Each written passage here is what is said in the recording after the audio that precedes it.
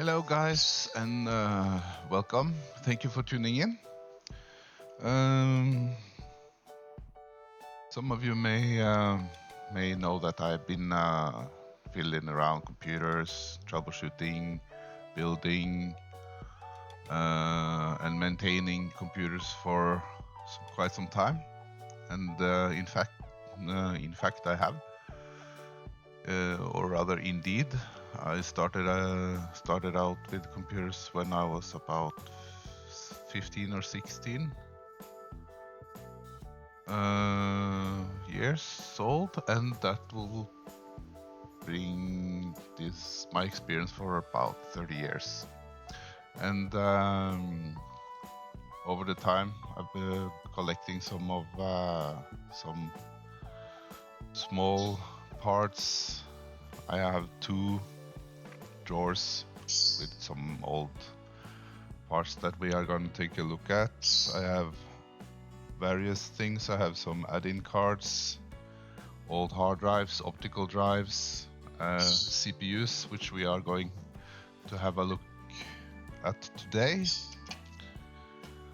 I'm sure there are a lot of others that have way more collection than I have, but still it's kind of cool to take a trip down the memory line to see how the development of the technology has been, because it's been pretty radical, and it has for 30 years. And if you remember where we started and where we are today, that's quite amazing how fast the technology development and how things have been turned out. Because if you think of how technology used to be for, let's say 100 years, and in this bigger picture, I mean 30 years out of 100 is like a snap in the finger. So the last 30 years, and it's been a privilege to be to witness all this and be a part of it. So let's take a look at what we got here. So the first one,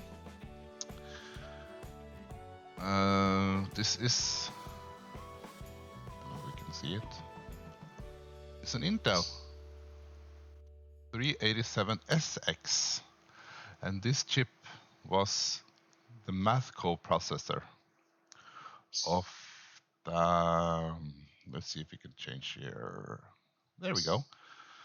So this was the math co-processor of the Intel 386SX, because the 386SX did not have a built-in math co-processor, or FPU, as we also call it. So this chip was equipped aside the 386. Now the 386DX has this math co-processor built in. So experience-wise, you could do some simple things with without this chip, but not much. So either the 386DX was to prefer, or at least a 386-387 combo was to prefer. So the next chip, it's this one. You see it? That's the 486SX. These came in various speeds and versions as well. So let's take a look at what this one is.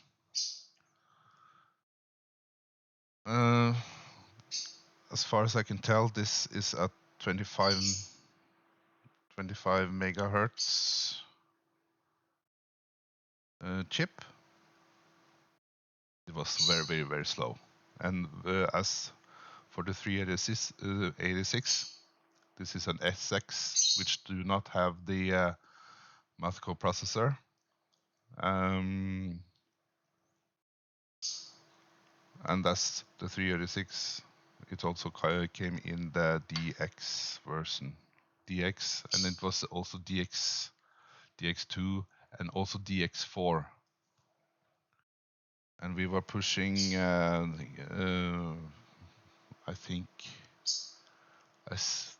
the 486 DX4 could be up to 75 megahertz, and that was a rather powerful processor and much better than this one here.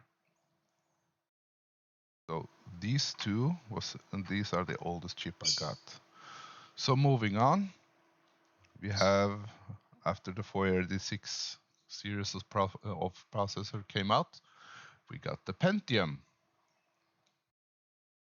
Let's see, they came in. I'm just gonna show you here, like this, typical. Here we go. I got 3 of those. Both these two are 133 megahertz. And I also have one here which is 166 megahertz. And this also came in another version, which was of course the Pentium MMX. And they ranged I think all the way up to, let's see here, if we just change it here. Yeah, that was the 133. And of course you have, the Pentium MMX, not necessarily the overdrive, but it came in overdrive versions as well. And I seem to remember that the maximum for the Pentium MMX was 233 megahertz. And after that, of course, we had the Pentium 2, which came out. I also have another, and I have to change for this tiny bit here, and this is actually, you can see it there. Bit glare. That's AI. Yeah, that's AI for you. But I think this is this is soldered down processor. I don't remember what they called, but as far as I could tell, I have to use a microscope to see what's written on here. But I think this is a 233 megahertz MMX processor. So it's strange to think this size, and it's very thin. And according to this ceramic processors, and this is a stronger one. Quite cool. Okay, so aside from the Pentium, we have another couple of rarities here. This is a monster, and I got 2 of them. The Pentium Pro.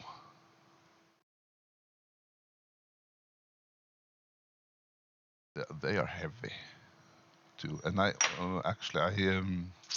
saw a video that about a guy. He had 10 of these processors, and he cracked them down, and via some chemical treatment, he was able to extract 1 gram of pure gold out of 10 of these processors.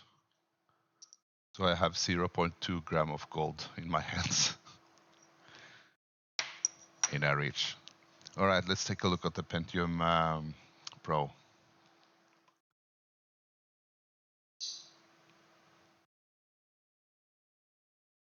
Right? Yeah.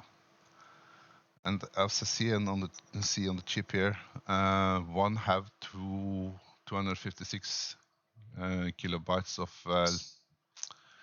level 2 memory, and I see the other one has a 512. And of course, they were mostly used in workstations or servers. Yeah.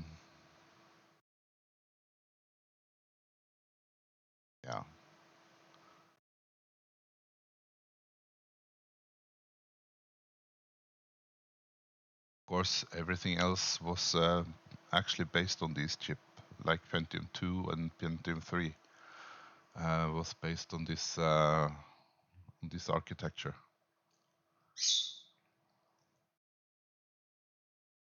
Gold-plated heat spreader. Yeah, so there's where the gold come from. Is pure gold. Yeah. All right. So the next one was of course the Pentium 2, and I seem to remember that Pentium 2 actually came in such cards. Now I have removed the casing because it was like a cartridge, and I've been removing this from this, and I think this is either Pentium 2 or Pentium 3, but it all used the same slot, which was slot 1, I think it was. And you also could have adapters for this, that you had actually this PCB, and you had an adapter in the middle for the actual processor to fit into the slot 1. So this, let's say this is Pentium 2. And Pentium 2 and Pentium 3, it's not very, it wasn't a big difference. Higher speeds, and as we go to Pentium 3, you will see that they introduced the SSE instruction set with the Pentium 3 compared to Pentium 2.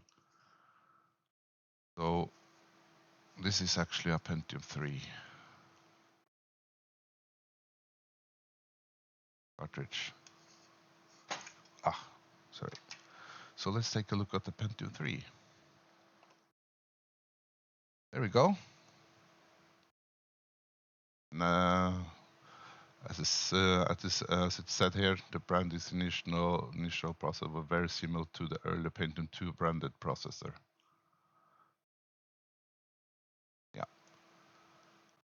Introducing the SSE extra instruction set. But the Pentium 3 also came out in other versions as well. And these are these ones.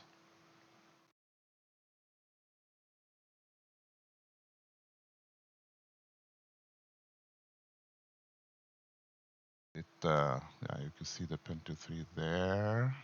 Yeah. It's a bit harder to read on the other one, but it says on the low. See that? Yeah, you can see that.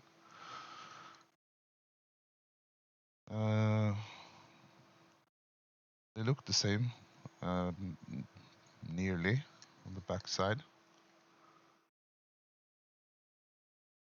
And according to this, because here we can actually read the specs of this processor, it is the 1.1, this one, is a 1 gigahertz. Now we're talking gigahertz. Speed. It has 256 kilobytes of level 2 cache, 133 megahertz bus frequency, and it was running on 1.75 volts. And The other one has the same, I think, but this is slower. This one. It is running on 733 megahertz, 256 kilobytes of level 2 cache, and 133 bus frequency. And this runs on 1.7 volts. And I think both this one, the old one, the 733, this one, came out in the year 2000. Sorry for the glare. And this one, the 1 gigahertz version, came out in 2001. So that was the Pentium 3. And of course, after Pentium 3 comes Pentium 4, which is this little fella. And the glare is a very shiny processor, sorry. But it also says the specs here, same old, 1.5 gigahertz, 256 kilobytes of level 2 cache. And I actually cannot see the bus frequency, but it runs on 1.75 volts. Let's take a look at that one. 400 megahertz. Yeah, that makes sense. So a bit faster bus frequency there. And it has the MMX and the SSE and SSE2 instruction set.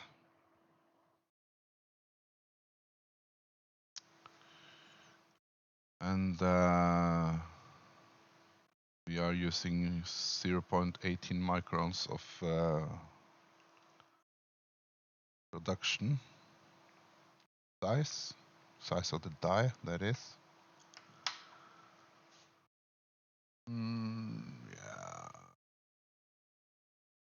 Yeah, using for the PGA2 socket 478.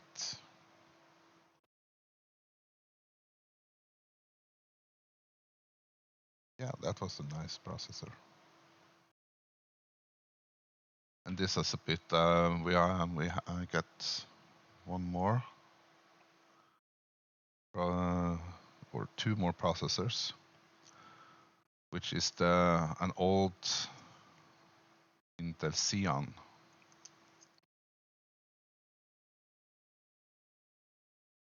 Can't read anything of them, and it's very shiny. I could barely see the writings on this, and it was very hard to pick it up. But of course, these are server processors.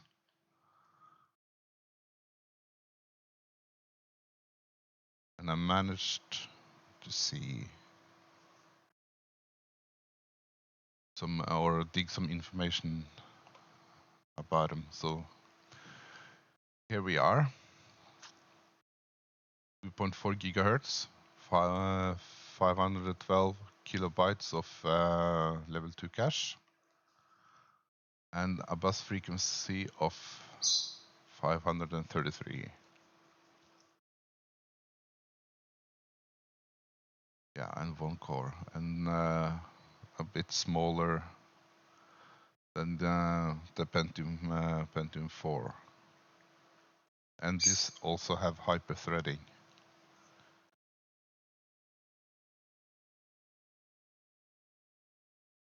So I haven't tested those.